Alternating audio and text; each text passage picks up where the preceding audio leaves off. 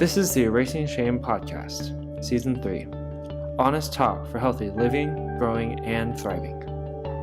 UCSD, I'm actually joined by Assistant Professor Amanda Solomon. Amanda, do you want to introduce yourself to our audience? I know that you do a lot of great work here, and we are on site in your office. So thanks for having us in your space. Yeah, thanks for coming all the way down to campus when it's so complicated. So I'm Amanda Solomon Amorao. I'm an assistant teaching professor at UC San Diego. I also did my master's and my PhD here in the Literature and Cultural Studies department, and my specialty of research is Filipino culture and Filipino literature. Mm-hmm. And currently I'm director of the Dimensions of Culture program on campus, and we teach first-year writing through an exploration of diversity, justice, and imagination. So it's a really rewarding job in which I get to guide first-year students through an exploration of really difficult topics like their own identity, questions of race, gender, class, nationality, citizenship, and hopefully teach them how to write at the same time about those topics and those issues. So. Yeah, those are really deep stuff. I mean, I know I'm going through a lot of recognizing deeper identity stuff as well in my life. What are some things that you actually start off with to even prompt someone to start engaging in those questions? Yes, well, because we're an academic program, it's in the context of helping them learn how to read academic articles, right? So one of the first things we start off in our first quarter, which is called Diversity, is reading a really important text by ethnic studies scholars named Michael Olney and Howard Winott. Actually, they're at Berkeley. Michael Olney's at Berkeley, your alma mater. And they have a theory about race called racial formation theory, in which they argue, they're sociologists, that all of our meanings about race are formed, right, by the society that we are born into, right? Mm-hmm. That there are not universal, inevitable characteristics associated with skin color. It's that, skin color happens, right? People are born with certain skin colors, skin tones, and society puts meaning on those skin tones. And then over time, those meanings become really hardened and really enforced by social structures and cultural representations. And for better, for worse, they have really powerful material consequences on our life. And so, for example, as a Filipina, right, as a Pinay, there's this perception, well, it's kind of a funny one, but like all Pinay should be nurses, right? All Filipinos will be nurses. And it's not that like naturally Filipinos are more loving or more caring or like enjoy, blood and hospital naturally. Yeah. It's that there are like these really clear historic conditions that shaped Filipinos to go into the medical field, mostly because it helped them immigrate to the United States, right? During certain periods. And, then we have this sort of perception passed on, right? That parents can see that if you're in a medical profession, your life prospects improve. And so they push their children towards being doctors or nurses, when that may not be really genuinely what they want, right? And so for my first year students, they're 17, 18, 19, and especially if I have some Filipinos, we talk about that, you know what I mean? That gap between these racialized meanings, right, that are formed in society, imposed upon us, that we can come into conflict with. And so most of my teaching is trying to get these like big theories, these big concepts of social difference and social hierarchy, and helping make it digestible so students can have a language and a vocabulary to articulate their own experiences and their own challenges with identity. And do you notice differences for people who were born here in the U.S. versus those who came here as a child, and how that affects their identity? Yeah, I mean, because it complicates it, right? Because like, going with the Filipino example, there can be a really dominating idea of what it means to be Filipino, but not all Filipinos participate in that idea in similar ways. So for example, there's a lot of intergroup conflict when you think about Filipino-Americans who want to distinguish themselves from newly immigrated Filipinos, right? Yeah. And I'm sure your program has talked about this, right? The fresh off the boat phenomena, right? Versus Asian American or Philam or those who have grown up, right, in the United States. And then again, that's a question of power and definition, right? Like, well, am I less Filipino because I don't speak Tagalog proficiently, right? Am I less Filipino if I don't practice, right, quote unquote Filipino traditions, or wear cultural markers really visibly, right? And then that becomes a way for intergroup conflict to happen, right? And, you know, to keep with the theme of your podcast, for shaming to happen, right? That like, you're not really Filipino, you don't speak the language. You're not really Filipino, you've never been to the Philippines, right? You're not really Filipino, you're whitewashed, right? You're just Americanized, and that causes a lot of pain, right, between groups that you think would have more in common than less. But in some cases, there's that intergroup conflict because it's happening within a larger system of white supremacy and racism, right? That it's kind of that we're practicing against each other what we don't want practiced against ourselves, if that makes sense. Intergroup conflict. I feel like every culture has that. It's a little complicated because, you know, we all just want to be able to be more united. However, for some reason, there is that natural tendency to want to separate.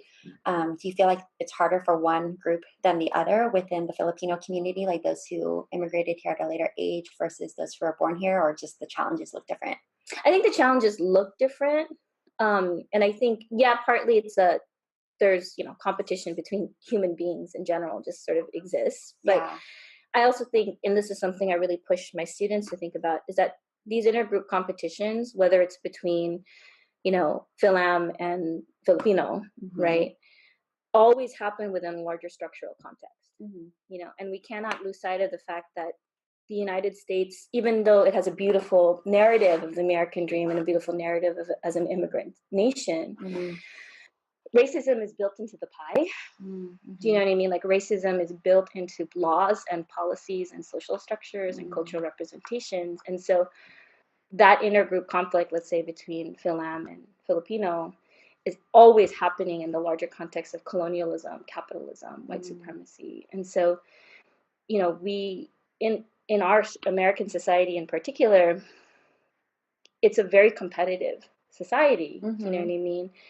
And unity is great, but, you know, I know my parents were not idealistic fools. You know what I mean? They knew that if you can have a really good education, if you speak English as well as you possibly can, you're going to succeed more. Do you know what I mean? Like, they recognize the inequity. And, you know, they, for better or for worse, you know, there's a reason why Philams don't speak Tagalog as proficiently as newly arrived. It's because English is a very valuable language, right, to succeed in the United States. So I always try to talk to my students about there's absolutely the individual and individual struggle, individual desires, and individual power, but we always have to recognize the individual operates in a system, and we don't control the system. We're born into the system. And how do we recognize the way the system operates, and how do we negotiate that and navigate that and understand that and recognize the impacts it has on us? And because you were so involved with the Filipino community, and it is actually Asian American Filipino History Month right now, it's pretty exciting. What would you say about the experiences of Filipinos here in America, maybe that are unique to a lot of the other Asian communities here that people may or may not always be aware of? I mean, I think the big thing is that the United States had direct control of the Philippine Islands for 50 years, right? From 1898 to 1946. And that was a huge shaper of Philippine culture in the Philippine nation, right? I mean, the education system that the public education system that the United States instituted in that period was entirely in English, right? So you have a whole generation of Filipinos who studied Shakespeare, you know, and who like intimately learned about the United States, not because they were in the US, but because the US was there in the Philippines, right? And then because everyone speaks English as part of the national language. I mean, which it is common in all of the other Asian countries. No, I mean, the national language of the Philippines is Filipino. It's not a single indigenous dialect or native dialect. It's this like combination of Tagalog and English and other words, right? So the Philippines is very much defined by U.S. and Spanish colonialism, and it's very it's just a mixed place. You know, you have Chinese, Malaysian, Islamic influence. Again, the really indelible presence of the United States and Spanish empire. And so I think when Filipinos immigrate, and even Filipinos in the Philippines, there's a lot of recurring themes in the literature, the history, and the sort of study of the islands in terms of like confusion, like identity confusion, like so many of us so here many struggling to figure that out. Like so many influences, you know. I mean, you just go to a Filipino party and it's like, oh, pancit looks like chow mein, and then there's, do you know what I mean? And then like, but you all have Spanish last names, and like, but you also all speak English, and so I think that's why like the visibility of Filipinos, even in like U.S. popular culture, is not as obvious, because like it's like, what do you make of this group what of do you people? mean the visibility? Well, I'm just thinking about like Crazy Rich Asians, right? Or like if you look at Fresh Off the Boat. Okay. You know, I mean, in general, popular culture representations of Asians in popular culture is mostly East Asian, right?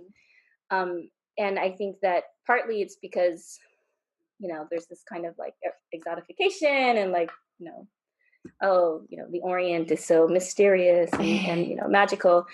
But then when you think of Filipino, it's like, what are you? Like, you're like, because they consider the Filipino community brown. Yeah, the brown, right? Like, what is it? Asian community. What does Ali like Wong call us? Jungle Asians. Yeah. So, like, how does that make you feel in terms of, you know, identifying in that way? Do you guys identify, do you feel, in the larger context as Asian, Pacific Islander? What's the right? Yeah, so I mean, we were just talking about this before we started filming. I think that's a really contested question, because even on our campus at UCSD, Filipino is disaggregated from the demographics of the institution. There's this massive Asian category, right, which includes East Asians, South Asians, and Southeast Asians. Then there's a smaller Pacific Islander category, and then there's Filipino. Yeah, okay. Right? So even at my institution, I think the recognition of the complexity of Filipino is noted by the fact that they disaggregate that data, which is really interesting. Because I've known people who are Filipino descent who radically identify differently. Some identify themselves as Pacific Islander. Some identify themselves as Southeast Asian. Really? Some identify themselves as Asian American. Some identify themselves as just Filipino, right, as standalone. So for me, when I self-identify, I say Filipino, but I believe in the power of like pan-ethnic coalition. So if Filipino is not an option, I choose Asian. You know what I mean? But I know others who don't, right? Yeah. Because they don't feel an affinity with Asian, usually as defined by East Asian culture. Because sometimes I always think about that for myself. I'm like, you know, we're very similar in our culture because I'm Vietnamese Chinese, and I had a lot of Filipino friends living here in San Diego. Right.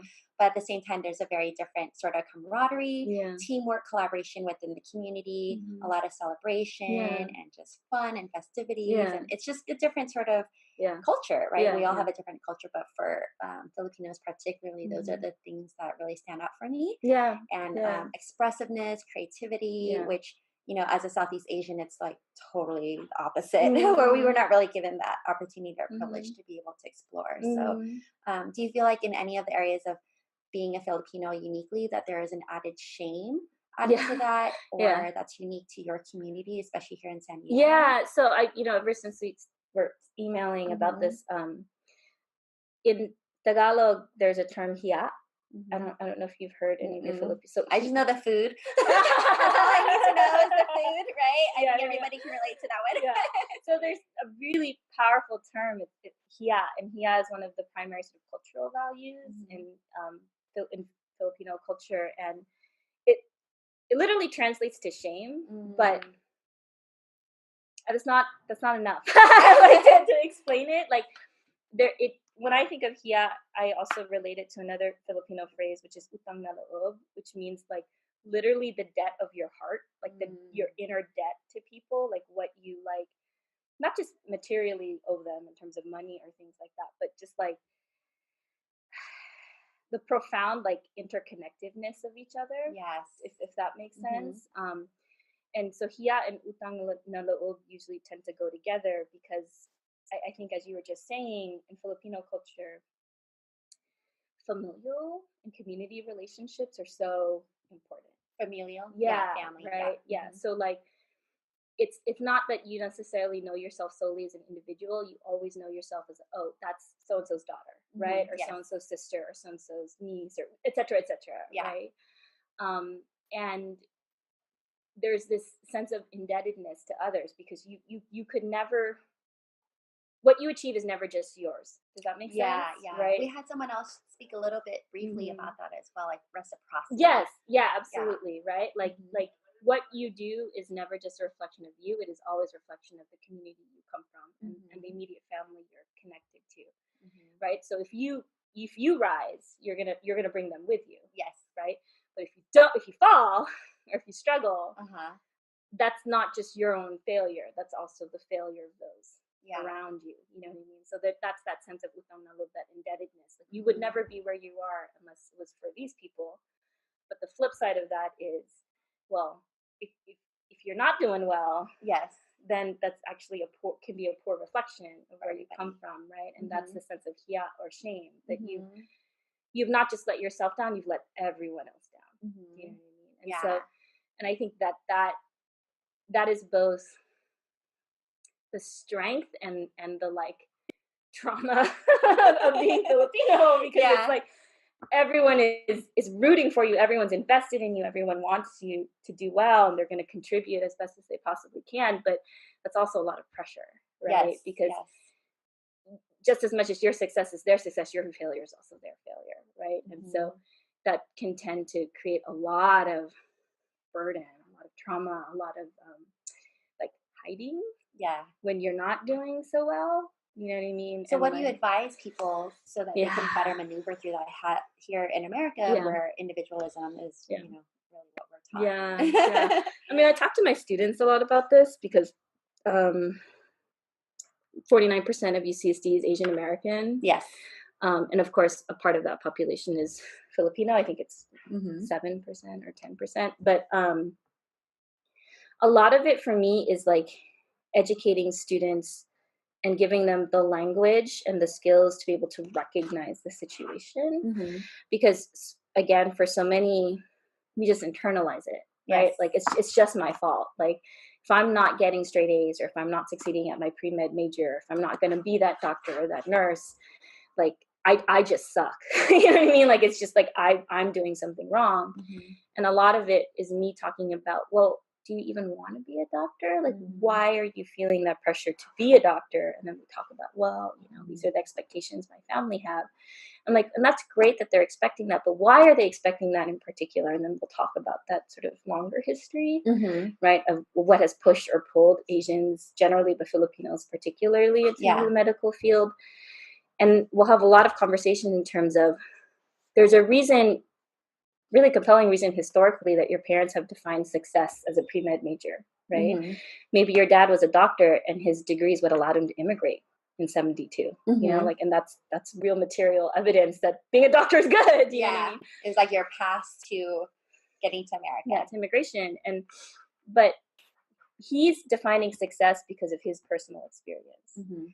But that doesn't need to necessarily be your definition of success, right? And so how can I empower my students to be able to identify, right, these pressures that are on them, and then be able to practice articulating their own reasoning and their own understanding and their own desires for their own paths, with full recognition and respect from where your parents or your family may be coming from, but also knowing that, well, that's the path they've decided because of their own history, their own lived experience. But my history and my lived experience is very different from yours, right? And so how can I identify that in like critical, comprehensive, and respectful ways, so that it doesn't just become like, you suck, you're so mean. You know what I mean? But like, look, Mom, I see where you're coming from, but my conditions are different. You know, like my options are different, and like, this is how I've thought about how they're different. This is how I've thought about where I could go and what I could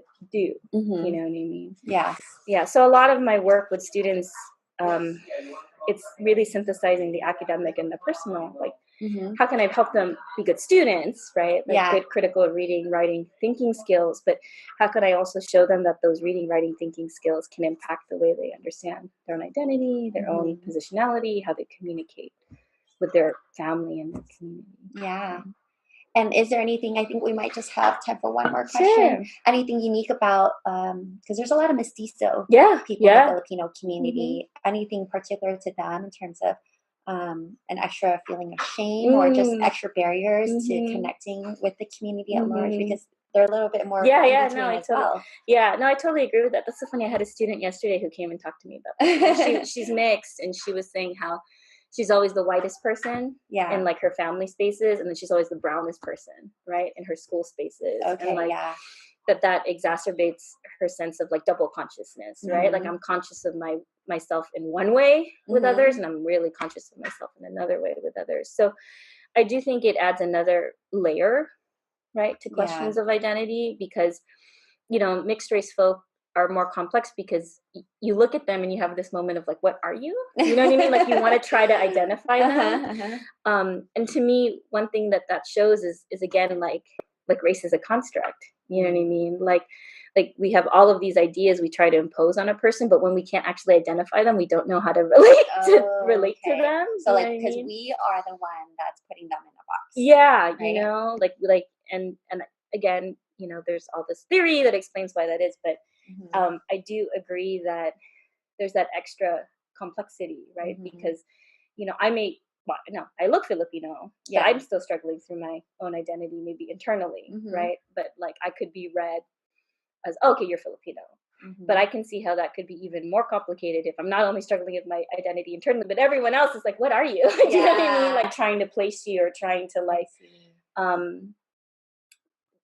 for lack of a better phrase, stereotype you so that they know what to expect. Engage. So it's almost like, because people have expectations, or we live in a world where there are just natural stereotypes, and we're trying to fit the mold of that. Therefore, there can be an added level of unmet expectation, both for ourselves, who's the person still living with it, trying to figure it out, as well as for the larger expectation in society of, okay, how do I place you into the world that I know and the framework that I live in? No, totally. And I think for me, that just shows that these frameworks they're arbitrary, right? They're like, they come because of history. They come because of like questions of power or policy or law.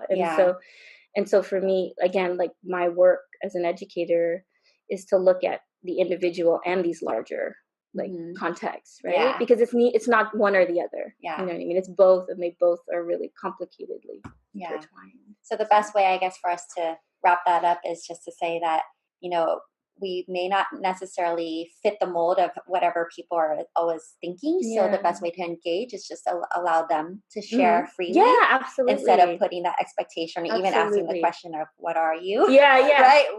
What's your ethnicity? Right? Because sometimes it can be awkward, or therefore it's like that unspoken language of like, now I'm defining who you are in my own mind. And now I know how I should relate to you. Allowing you to just really share. No, and I totally agree with that. And I think even like the what are you question is like, oh, I'm this, but can I ask, why do you ask? Do you know what I mean? And like having that dialogue. I'm born in San Diego. What do you mean? Right, having that dialogue or that conversation about like, well, what are the assumptions that we're bringing to each other? You know? Okay, well, I think that's our time. I know that you had a short little minute today. I'm so sorry. Thank you. I really appreciate it. And so I'm glad that you were able to take some time to really be able to engage with our audience here today. And if people do want to get in touch with you for the future and want to learn more about the work that you do, where can they find you? So they can just send me an email. So alsolom@ucsd.edu. Okay. Perfect. And you are here at UCSD as the Director of Cultural Dimensions of Culture program. Awesome. So that's it, everybody. This is Amanda Solomon and myself, Nancy. Thanks for joining us today. We are Erasing Shame, one story at a time. Thank you. Thank you for being a part of Erasing Shame. Please rate and review on iTunes, subscribe on YouTube, and like on Facebook. Share with your friends and followers. Together, we are erasing shame, one story at a time. Get all the details at erasingshame.com.